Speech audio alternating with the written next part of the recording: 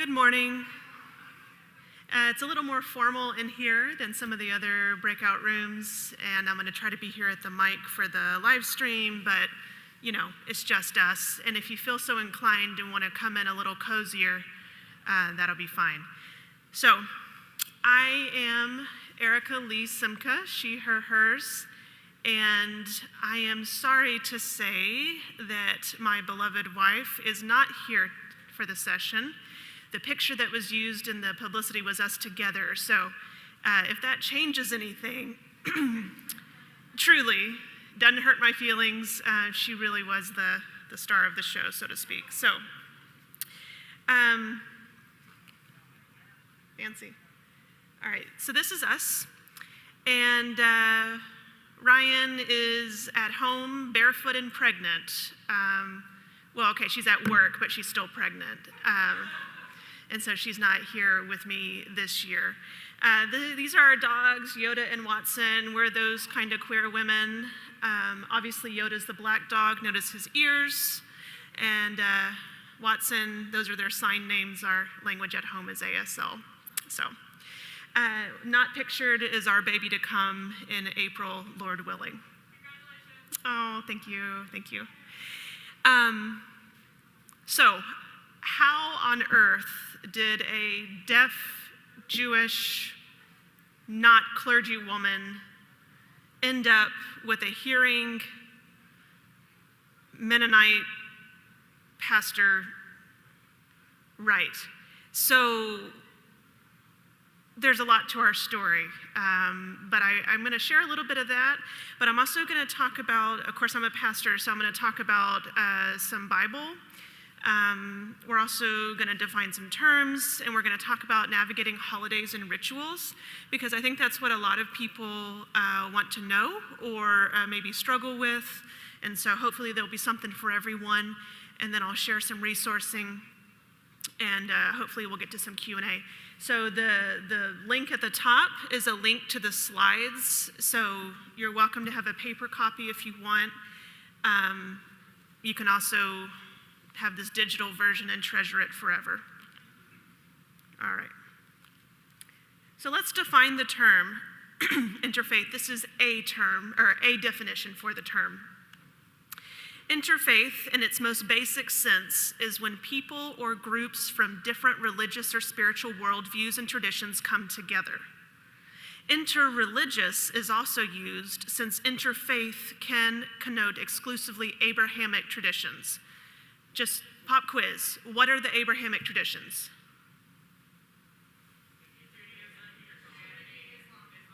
Judaism, Christianity, and Islam. Yeah. There is also another smaller faith that's more indigenous to Israel and Palestine, but just to keep things simple, we'll go with those three. Abrahamic. Good. Did you know interfaith cooperation can also include atheists and agnostics and people of no faith? Interfaith cooperation is the conscious bringing together of people from diverse religious, spiritual, and ethical beliefs. So, it's meant to be broad, but hopefully brings us in a little bit. So when I talk about interfaith, this is the definition that I'm working from. I will also say from my experience, I am talking about my Jewish wife and my Christian Mennonite self, and so that's people of two faiths, right? But this can include agnostic, atheist, not religious, which I think is particularly relevant for us in the queer community, as a lot of us are not religious or not religious anymore. All right, so this is our family, more or less. Just to be clear, this is Ryan's family, and they're my family too, right? So what happened was Ryan's dad, who's in the pink golf shirt in the middle of that beach picture, grew up Jewish. Many generations Jewish, came to the US from Eastern Europe, super Jewish, Reform Jewish, if you're familiar. Ryan's mother, next to him in the pink blouse, was raised Protestant. Presbyterian, I believe. She's not particularly practicing now, but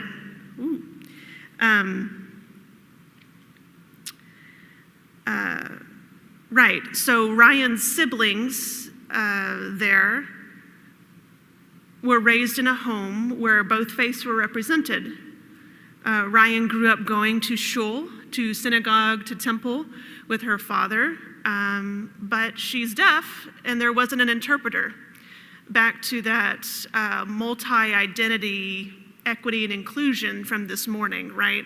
And so she had Jewish exposure, but she didn't necessarily have Jewish education because it wasn't accessible in ASL. So in the past couple of years, Ryan has begun the process to become bat mitzvahed. So you may be familiar with bar mitzvah. It's typically a boy of 13, and bat mitzvah is a girl of 12. Ryan's a little older than 12, but she's catching up. And we set a date for her bat mitzvah, April 29. Those of you keeping score at home, our baby is due April 30th. So we haven't rescheduled her bat mitzvah yet. I'd like to think not many bat mitzvah girls need to reschedule for pregnancy because it's typically a 12-year-old thing. But yeah, so she's in the process, she's done classes, and she's been able to study with a deaf rabbi, which has been really fantastic, and we're very thankful. Growing up, Ryan says that she experienced some external pressure to pick one or the other, your father's faith, your mother's faith. But that pressure wasn't internal. It was imposed on her, which I think is really important. And we'll come back to some of that in a minute. So how on earth did we end up together? Well, we met online, like most people do, us young people, and apparently my grandmother, she met her second husband online as well. So, I mean, that's cool, whatever. So we met online, and if you've ever signed up on an app or a dating website, not that I have a lot of experience, but I understand there's usually an option you can select which faiths of people you're open to, right? And I remember sitting there and thinking, who am I open to dating? I was already pastoring a congregation, and I knew that that could be complicated. And I thought I could see some pluses to being with someone who's not in my faith as a pastor. I could also see some reasons why it'd be helpful to be with a partner who is in my faith. And I thought about it for a while. I remember selecting the Abrahamic faiths because I thought, I think I'm open to that, right? But I recognize I don't know that I would be open to a Hindu partner, for example. There's nothing wrong with Hinduism or Hindu people, but just reflecting on myself and my situation, right?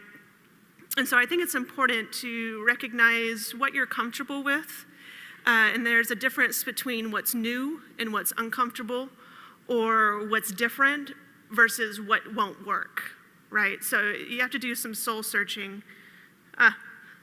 Pun intended, I'm working on the dad jokes, so do that soul searching. So our partnership, our marriage is like a lot.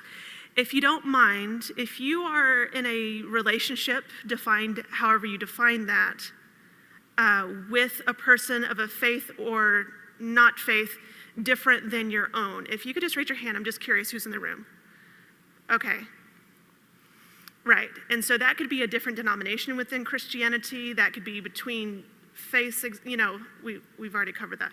So families like ours are increasingly common, and I think as we see in the room today, there are a lot of partnerships that are interfaith. So it's a little bit dated numbers, and I would argue that the numbers are probably a little higher now. And I also think, I don't have data for it, but I sense that queer families and partnerships may be more likely to be interfaith. I'd like to see some numbers on that. That's my hunch. So, say it again. There's a Pew from last year. Okay, thank you so much. I'm going to take a look at that. I love a good stat. All right. So since 2010, nearly 40% of Americans who have married have a spouse who is a different religious group. Okay, different religious group. That could mean a lot of different things, but okay. Almost 1 in 5, 18%, are in marriages between a Christian and a religiously unaffiliated spouse. So if love can surprise us in a form of many genders or orientations, I think love can surprise us in the form of many faiths or faith backgrounds. There is something I want to make sure, if you hear nothing else, let's talk about those power differentials, especially for those of us who are Christian and living in the U.S. Christo-domination is similar to heteronormativity. A healthy partnership or marriage must be between equals. I'm going to elaborate on that.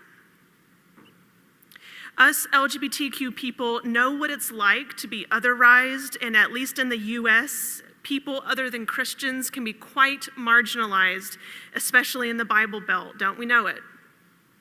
So it's important to be mindful of the larger social, cultural dynamic wherever you live, but especially for those of us in the US. So when was the last time you went grocery shopping and you heard Hanukkah or Diwali music? When was the last time you had to have a potentially awkward conversation and essentially out yourself religiously to your employer by saying, I need these days off for a religious holiday? These are examples of Christian privilege. Christian privilege is real. Christo-normative, even Christo-dominant reality, we swim in it. And it's important, I think, as people, as Christians, to be aware of that, even more so if you're in a relationship with someone who's not Christian.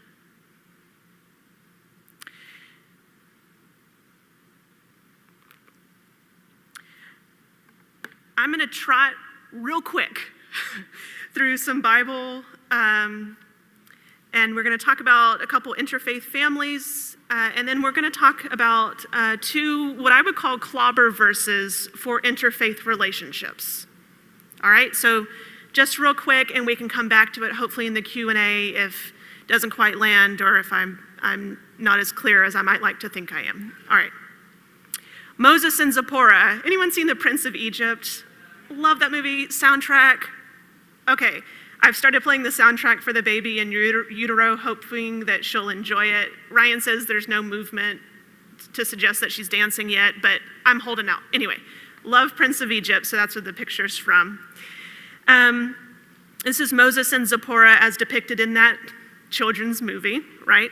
So Zipporah, his wife, Exodus 4:21-26. This is after Moses has left Egypt. He's in the desert. He meets up with Zipporah and her family. Her father is a Midianite priest.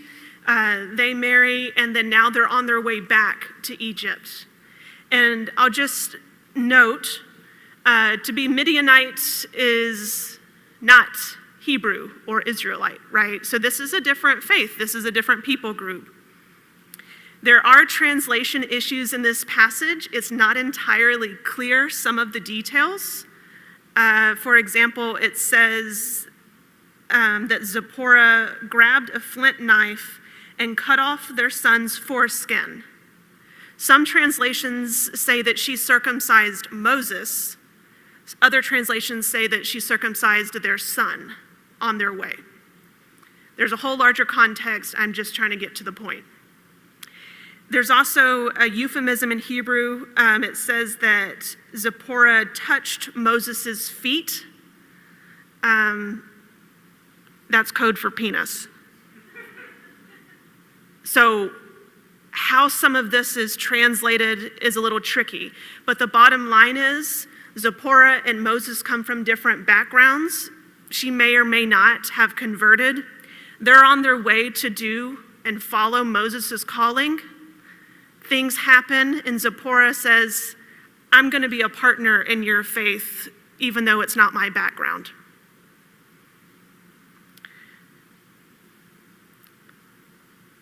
Okay, so Ruth and Mahlon or Chilion. The way the text is written in the book of Ruth, it's not entirely clear which of these sons Ruth married and which one Orpah married, right? The two daughter-in-laws. So Ruth and one of these brothers. So Ruth is Moabite, and Mahlon or Chilion is Judean, or Jewish, basically. Okay? Coming from different backgrounds, Ruth is a Gentile and not Jew. So the text suggests that Ruth converts, because in verses 16 to 18, some of us know this, especially those of us who are ladies who love ladies. We may use this at our wedding, which is funny because it's between a daughter-in-law and a mother-in-law, but okay. Where you go, I will go. Where you lodge, I will lodge. Your people will be my people. Your God will be my God. This is covenant language suggesting that Ruth has converted, okay? This is covenant language between Ruth and Naomi, and just another example of an interfaith family. It's worth noting in Matthew's genealogy that Ruth is included in that genealogy. Presumably a convert, a Gentile from her background, is in Jesus' genealogy. Other women, Tamar, who may have been Canaanite, Rahab, a Gentile who marries Salmon, a Jew. Again, Ruth, the wife of Uriah, probably Bathsheba, right? So a variety of people in Jesus' genealogy, and this genealogy is intended to communicate street cred to Jesus' Davidic line, his messianic identity, but at the same time, including women. That's like a whole conversation. I literally did a sermon on that a few weeks ago, because our Advent text for those who follow the lectionary. But also just this smorgasbord of people in that genealogy communicates to me that belongingness by choice is more important than belongingness by birth. Okay. Couple of what she says with a sigh, clobber verses. Familiar, unfortunately, that term, right? So clobber verses. 2 Corinthians 6:14, do not be unequally yoked. So I'm working from the Inclusive Bible translation, which I really recommend. They do a lot of work with gender and pronouns, especially related to the divine. I don't get commission, I'm just enthusiastic. So the Inclusive Bible translation says the verse in this way: don't be harnessed in an uneven team with non-believers. Justice and inequity are not companions. Light and darkness have nothing in common. Seems pretty clear. Aren't there other verses that seem pretty clear? Let me muddy the waters, because that's what I'm here for. Firstly, the letter to Corinth was a letter to Corinth. That may or may not be instruction for all believers for all time. For example, in other writings, at least attributed to Paul, there's a prohibition against women wearing braids in 1 Timothy, or women not being able to speak in church. Oops, 1 Corinthians 14, right? We're able to sort those out. We can use those same tools here.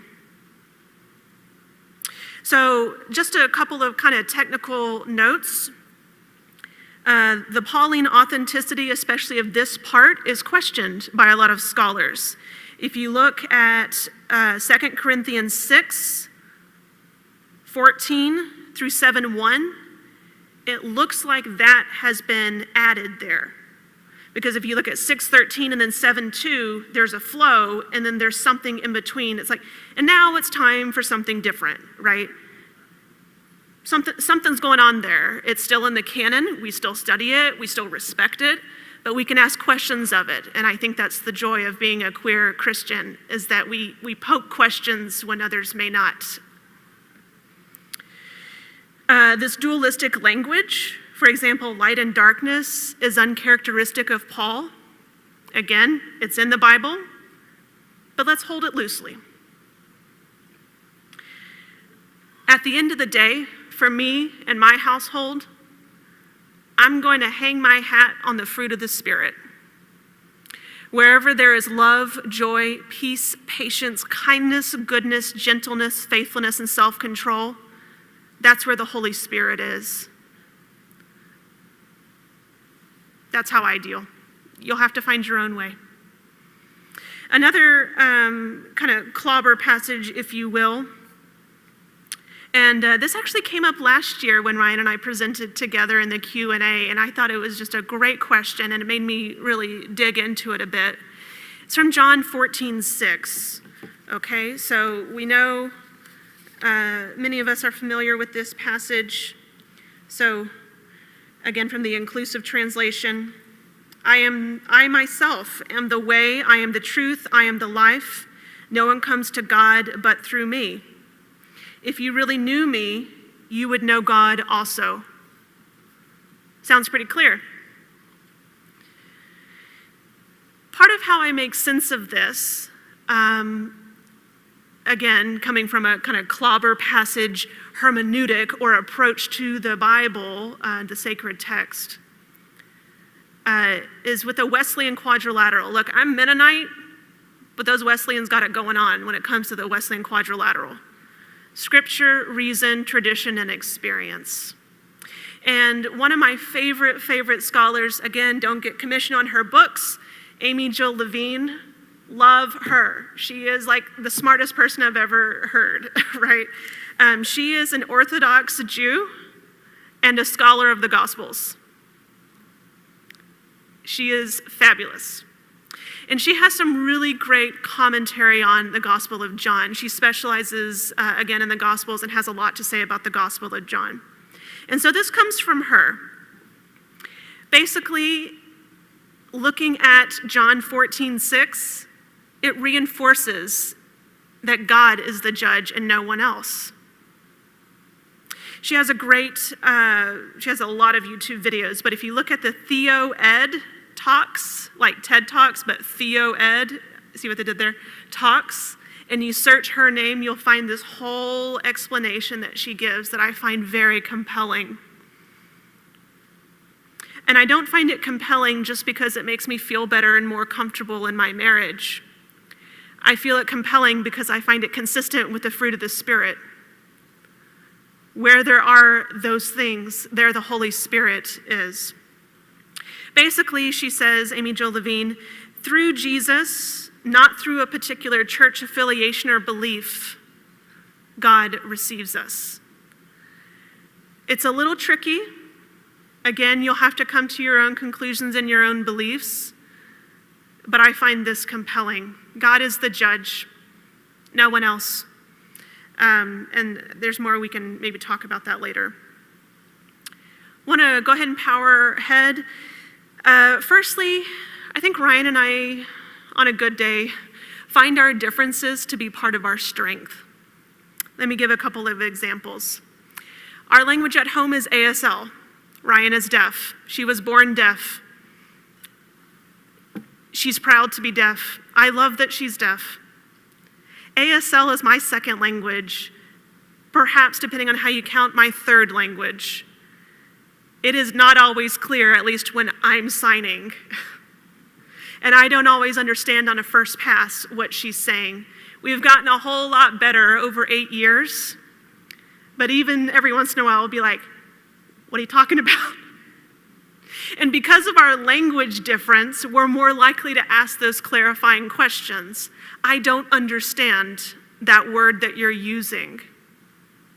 And I think it's the same, or at least similar, in partnerships of multiple faiths. I don't know that term. Help me understand that. Tell me more about that prayer practice. Or, it builds a curiosity and asks and invites those clarity questions that I think can be very powerful in building a healthy relationship. I am a better Christian because I share a home and a life with a Jewish person. I'll give an example. Ryan's father unfortunately died 1 year ago last week. As a Jewish person in a Jewish family, his wonderful brother, our beloved Uncle Joe, led the family in sitting Shiva. Is anyone familiar with this tradition of sitting Shiva? Yeah, it's a Jewish tradition. It's expressed a couple different ways depending on which kind of branch of Judaism. And sitting Shiva with Ryan and her family deepened my practice of grief and faith and process. Because it was something different, because it was outside of my experience, I had to pay attention more. And I was able to gently ask questions at appropriate times.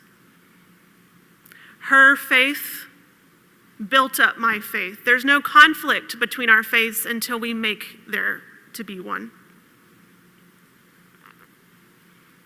All right, getting juicy. Let's talk practical logistics, holidays and rituals. Okay. I think any healthy relationship, whether it's a partnership or a working relationship or whatever, open communication, healthy communication is really essential, right?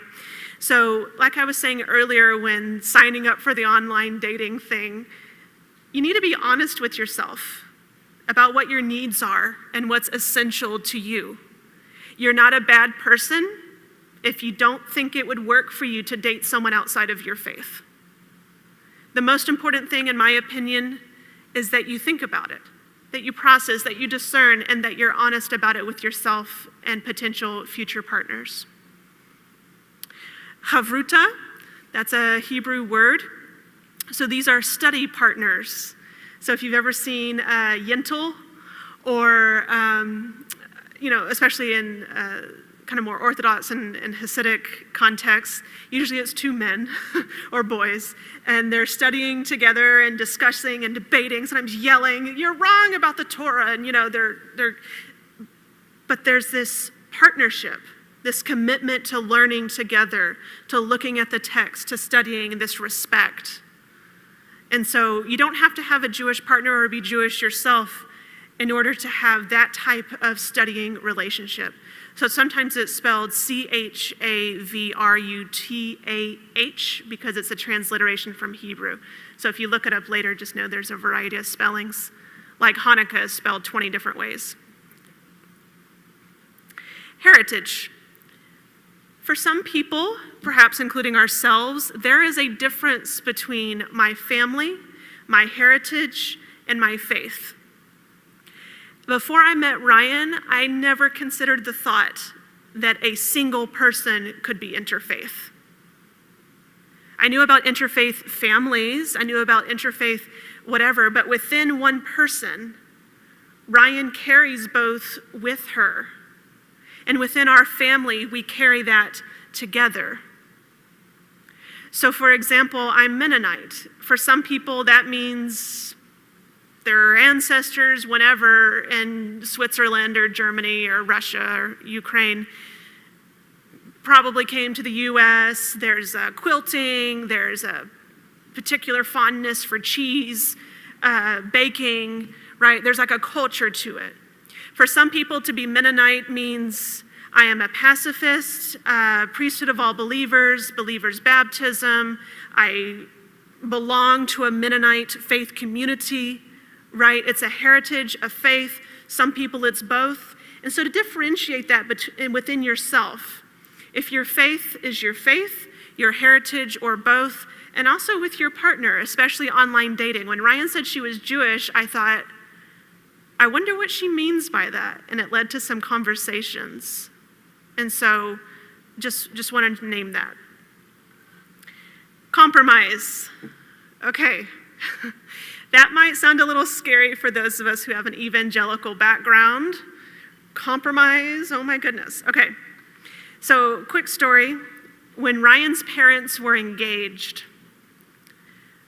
Jim, my father-in-law, that was him last year, like literally a week before he died. Very, very thin, but so special to have Hanukkah together. Anyway, Jim's mother, a strong Jewish woman, was not pleased that he was engaged to a not Jewish woman. So Sarah, my mother-in-law, which is kind of a Jewish name, isn't it? But Sarah and her mother-in-law, they talked it out, and they came to an agreement, as Ryan tells me. Basically, Sarah didn't convert, but she agreed to prioritize and encourage Jewish traditions, faith, holidays, observances with their children. And it worked. It worked for the family. Okay, good enough, right? And so sometimes being an interfaith family isn't just about your partnership. It can also be about their parents or grandparents or siblings and the whole network, depending on the situation. So compromise could be an approach. It could be a thing. Meals and services. So especially before Ryan began her bat mitzvah process a couple years ago, again, we've been together 8 years, we started observing or recognizing Jewish holidays and festivals at home. So I'm a cook. I'm a home cook. I love cooking. I actually have a couple Jewish cookbooks that I've acquired the past few years. So I looked, what are traditional menu items for Ashkenazi Jews? That's European Jews. That's Ryan's people. Okay, let's put together a menu. Let's learn about why these foods are traditional, and let's have a meal together. Didn't require us to go anywhere, but maybe the grocery store. Didn't require us to join a temple, though we are members at a shul now. It was a way for us to build partnership together and to learn about each other's faith, and for me to dazzle Ryan and win her over with my cooking skills. I'd like to say it worked. Shabbat. In my context, Jewish Christian, another example of the Shabbat prayers. We're talking about praising God, the Creator, and giving thanks for rest. Genesis is in the Christian canon. There's no conflict with my faith there. Where's the beef? Yes, let's do Shabbat. Yes, let's thank God. God is our Creator. We can find common ground if we choose to. Okay, this is actually our rabbi. And this is the ark, so behind there are where the Torah scrolls are kept. In the synagogue where we are members, I'm pretty sure I am the first reverend on their membership roll. But we are very, very thankful to have a very welcoming community in our home in Albuquerque. So this is us with Rabbi Celia. A couple resources. I know not all of us are Christian Jewish. We've got a whole range of things going on. I'm mainly speaking from my own experience today. The Dialogue Institute has some really great resources, especially various backgrounds. Jewish Interfaith, the 18 Doors, again, a good organization. Muslims for Progressive Values. Did you know that there are queer Muslims in this world? Yeah. Did you know there are Muslims who are in interfaith partnerships? Yeah. And so this website, this organization, and that's not the only thing, other progressive values.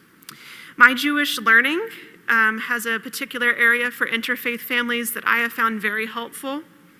And Interfaith Families Welcome. This is a Unitarian Universalist initiative. So, I realize I forgot to mention earlier. When approaching an interfaith partnership, I think there's a couple of options. Let me go back. Yeah, the first one there. Conversion. I know a couple of us shudder just to hear that word because of the trauma of conversion therapy.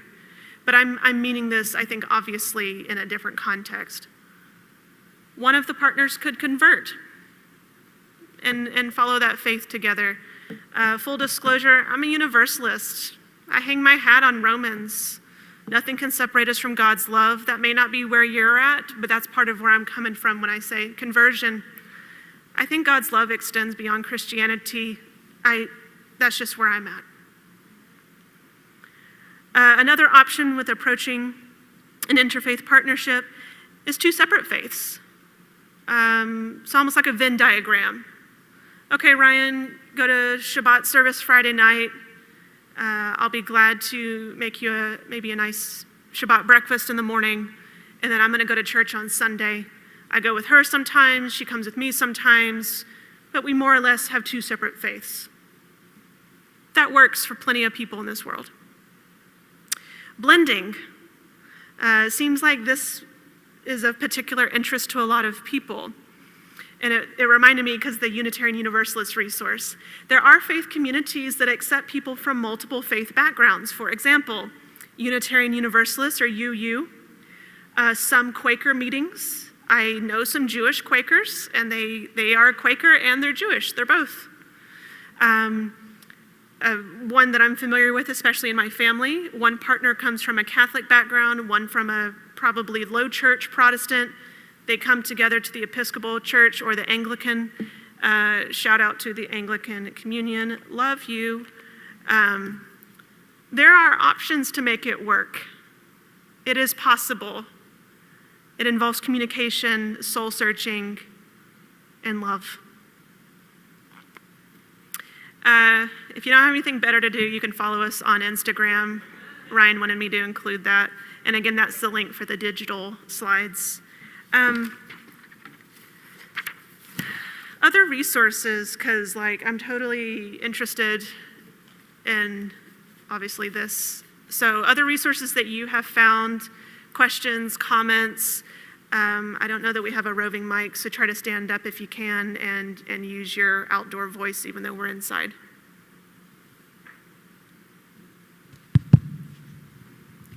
Is that Grace? Grace on the spot back there. I don't know. It's like I'm having a spiritual experience up here with all this. Great, we got a mic. So who? I'm going to come off my little throne here.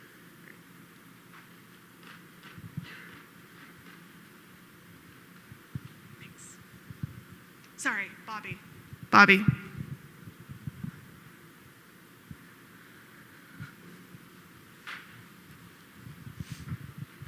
Thanks. Thank you first for speaking. It was great. I'm curious, I think something that I think a lot about is raising children in a household with two different faiths, specifically around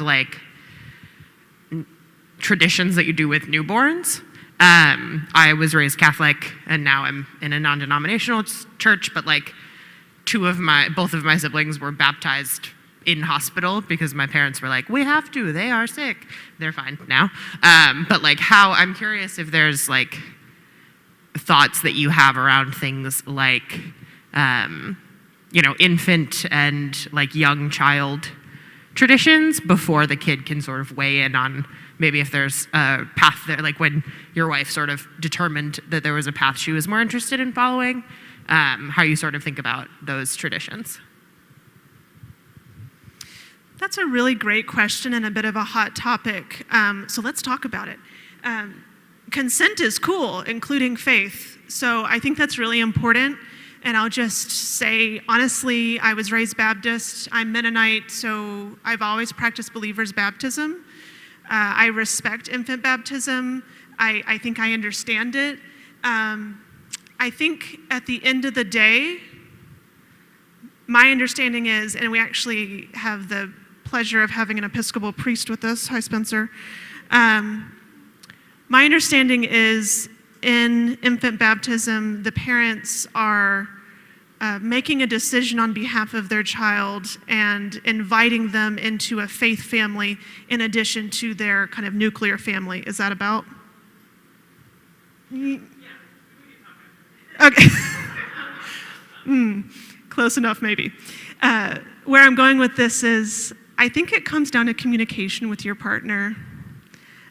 Because whether that's your approach or not, we're making this decision on behalf of our child, whether it's bris or circumcision, which, wow, that's its own conversation, isn't it?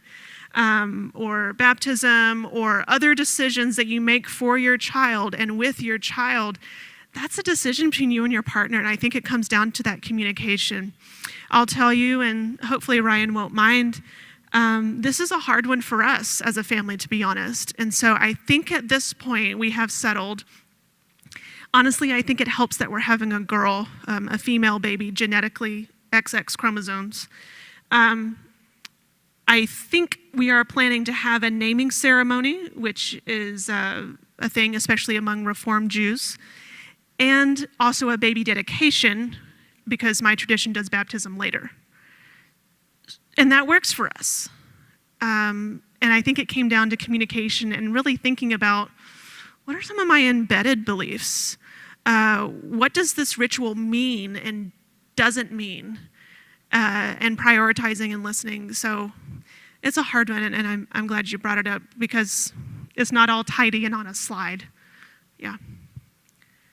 Other questions, comments, resources to share?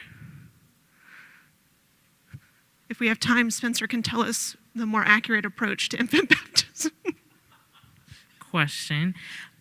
Is there anything that you or Ryan felt like you've had to grieve not being able to share, or thought that you might, and just how that has transferred or transitioned?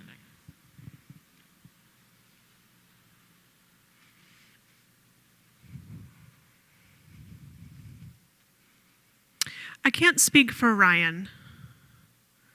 And I think it's different because we're a second generation interfaith family because she comes from one.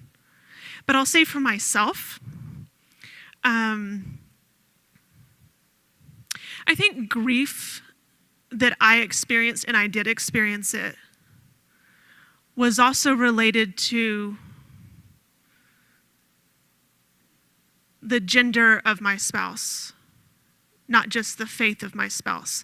So for me, and just the timeline of kind of my particular process was, I came out not all that long before I met Ryan. And so for me, I was kind of still grieving, especially as a pastor, a lot of lost relationships, a lot of lost opportunities, issues with my family, my orientation and the gender of my partner, and the faith. I mean, it all kind of came at once. And so speaking from experience, it's hard for me to say or to differentiate.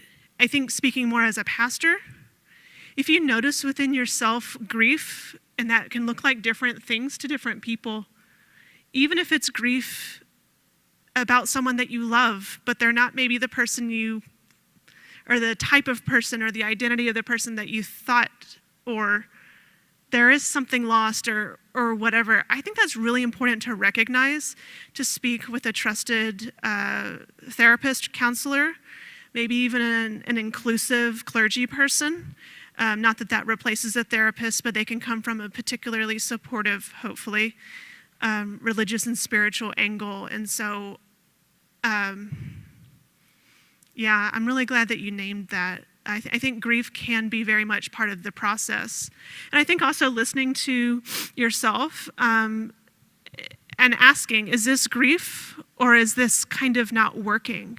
And maybe, yeah, not working. And so I think that's part of the discernment, and I would hope, I know it's not true, but I would hope that we would have enough support in that discernment. Yeah, that's a hard one. If it were easy, we'd have it figured out by now, so yeah.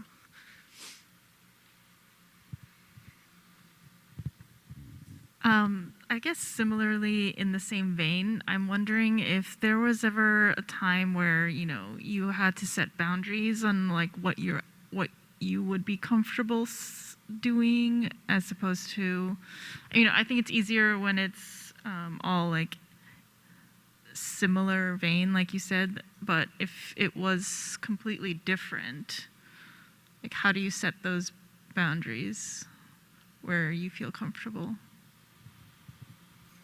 Are you thinking especially between an Abrahamic and non-Abrahamic tradition? Yeah. That's a good question. Well, let me share something from experience that's not exactly that, but might start to get there. So I am vegetarian, borderline vegan. That is part of my faith. That's not required for Mennonites, but those of us who are groovy Mennonites, a lot of us are vegetarian. We're a peace tradition, we're pacifist. Loving our neighbor includes our animal neighbors. This isn't like an infomercial for veganism. I'm just saying that practice is essential to my faith. That's how I feel. That's not part of Ryan's practice. In fact, her dad ate more bacon than any Jew I knew. He did not keep kosher, which it was just this running joke of like, when we go out to eat, I had the most kosher meal at the table. But where I'm going with this is, for example, in meal preparation, I often cook Ryan, especially right now with her iron and pregnancy, beef, and then I make myself something vegetarian, and it's a lot of work, but we can still sit down together and share a meal. I know that's not exactly another kind of practical approach, maybe recognizing those boundaries and those limits and asking questions about why they're there. It's not a problem that they're there, but being clear, oh, that's what that is, and this is why. Certain traditions, I'm thinking some of the Muslim prayer kind of requirements or traditions is it's a particular space and a particular direction and all of that. So I think in this case, well, I guess that's still Abrahamic, there can be a designated space for that person's prayer practice. That's their kind of sanctuary within the home or whatever space that you're sharing, right? And this is my, I live in New Mexico, so ofrenda, or like an altar with, loved ones who have died or ancestors or whatever. Like that's a practice for some people. Okay, this is my kind of sacred space, and I'm not necessarily inviting you into it, but I'm so thankful that you respect that this is my space. So physically, there could be some of that if your home would allow that. It's just a couple of thoughts, but I think most importantly, that soul-searching, but really soul-searching and communication.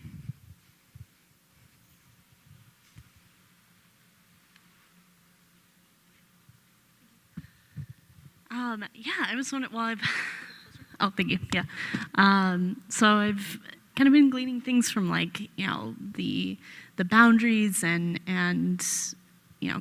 consent, and also, there was something else, but left my mind. But I'm wondering, like, do you have insight or thoughts or tips even for like a situation where one partner is Christian or religious, and the other one may have followed that faith or similar, but was very, very hurt by it, and maybe agnostic or atheist. Do you have insight or tips for a situation like that? In a way, I would wager a guess that may be the most common configuration among queer partnerships. I don't have a number for that. It's just my, what's the word?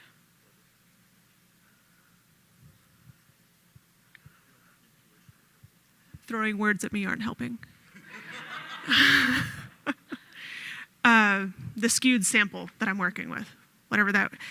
I took stats in college. How embarrassing. Okay.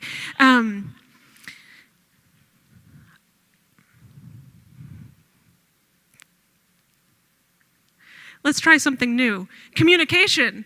I really think it's communication because with healthy communication and a respectful partnership, that's not going to belittle or set aside very real pain, trauma, wounds. So I think that's a really important first step. I have some other thoughts, but I'm going to hold that for a second. And I'm going to go back to, I think that's a really common configuration, especially among folks in this gathering. Who has wisdom for that you would like to share before I just bleh?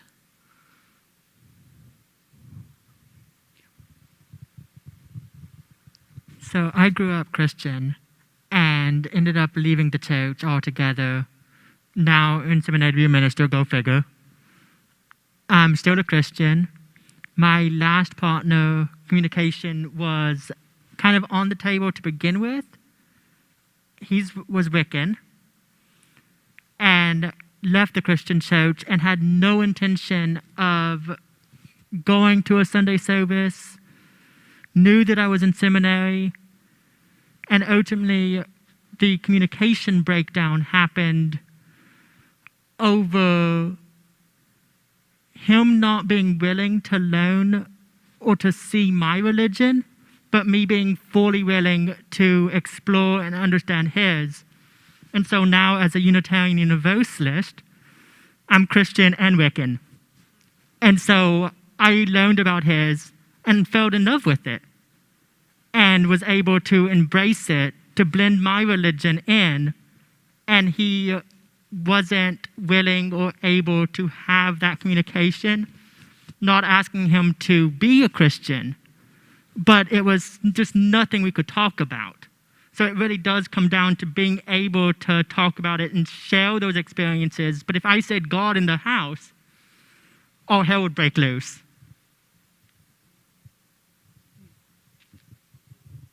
Other insights on partnerships with perhaps former Christians or atheist agnostic and kind of the woundedness?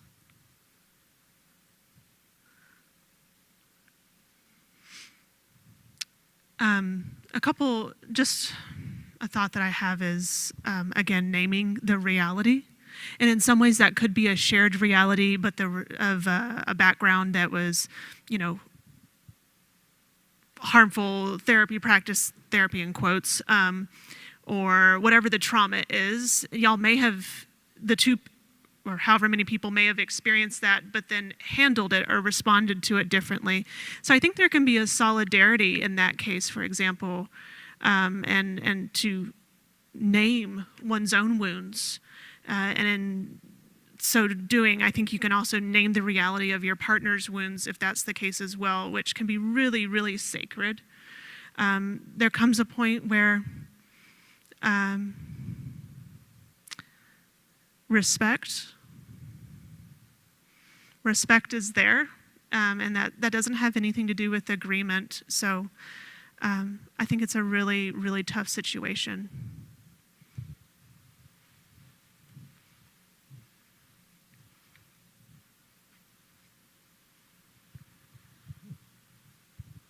I would just, I'm divorced now, but my ex-husband was atheist and strongly anti-Christian.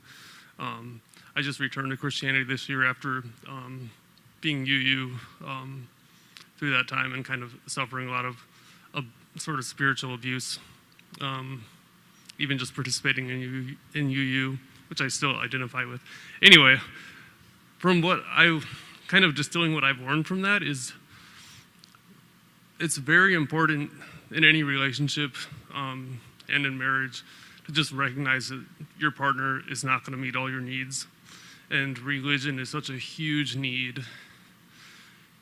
It's really important with that in mind to stay strong, for both of you to stay strong and seek out other ways to affirm yourself, and just recognizing my partner is not going to meet that need for me here, and I need to be very proactive in strengthening myself outside of the relationship. That's my experience. I didn't know that back at the time, but going forward, maybe I'll try to follow my own advice. I hear that. Other questions, thoughts, resources to share? Mm-hmm. See, in my church, literally the building, we do prayers of the people every Sunday, which involves me running the mic in the entire sanctuary. So I've got good practice at power walking. All right. I like how you said you really value consent for your future or your child. I, as a Jew, started learning Hebrew to prepare for my bat mitzvah in the 2nd grade.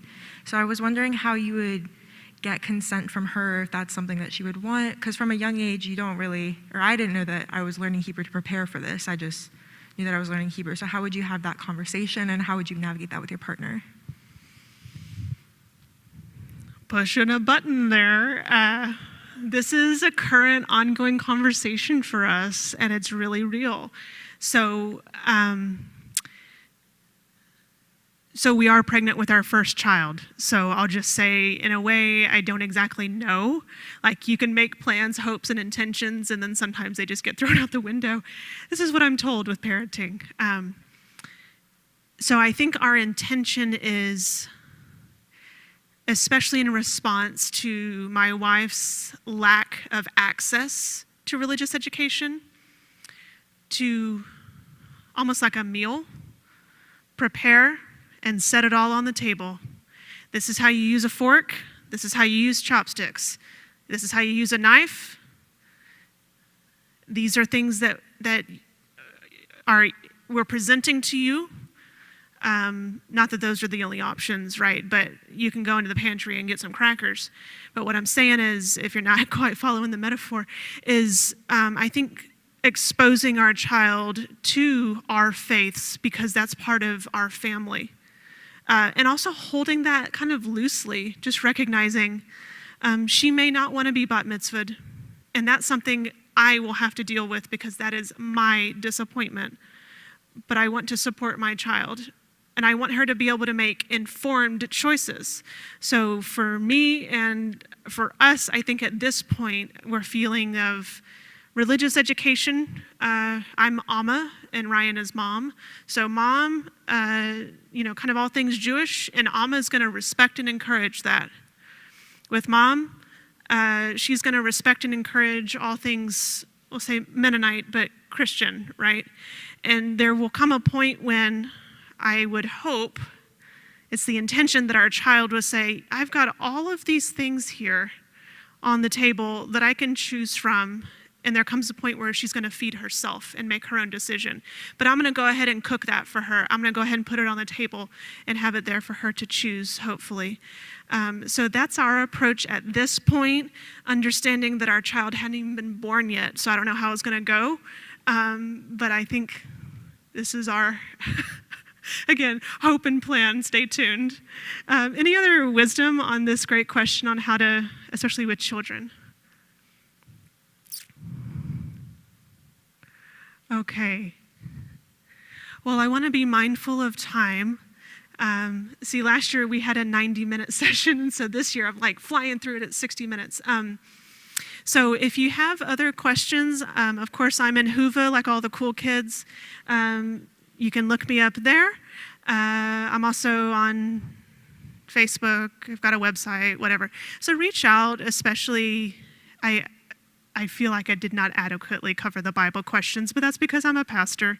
So if anything else comes up or you just want to say hi, especially if you're in an interfaith partnership too, please be sure to reach out. And thank you all for coming, and I hope you have a wonderful rest of conference.